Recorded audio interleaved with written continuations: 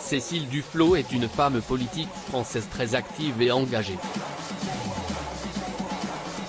Sa profession fait d'elle une figure publique et cela a malheureusement des conséquences terribles et inattendues.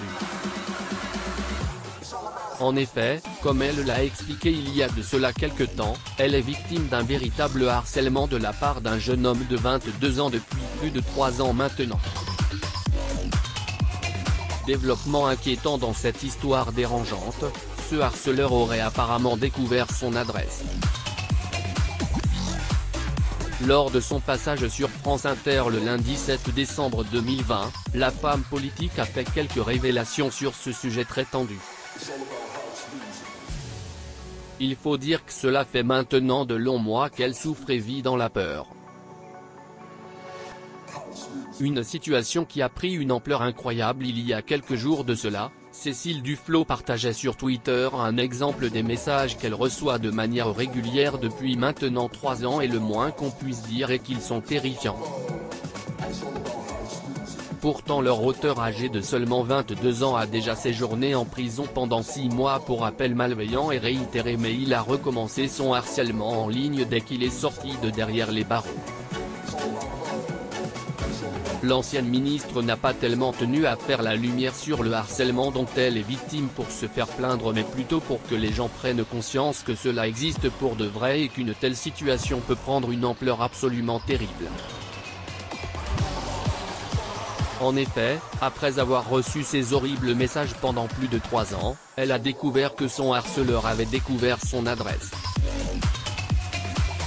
Lors de son passage sur France Inter, elle a expliqué que c'est en s'adressant à la police que la situation a pris cette terrible tournure.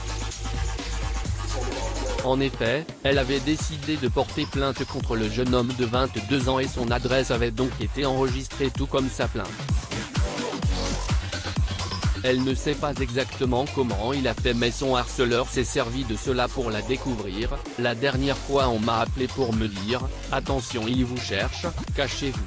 Et comme Cécile Duflot l'a rappelé, cette phase de harcèlement qui est déjà particulièrement difficile à vivre est souvent suivie par des violences bien réelles.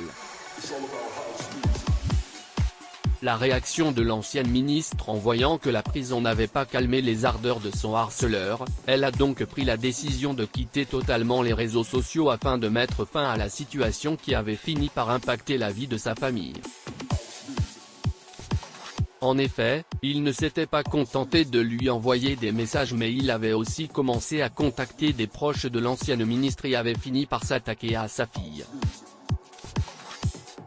Une chose absolument intolérable pour elle, comme elle l'avait expliqué sur Twitter, des dizaines de messages, même argumentaires et menaces régulières de me tuer, violer ma fille et moi ou se tuer.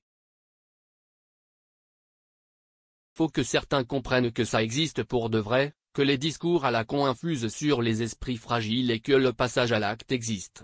Ces déclarations permettent d'en savoir un peu plus sur le calvaire que vit Cécile Duflot depuis plus de 3 ans.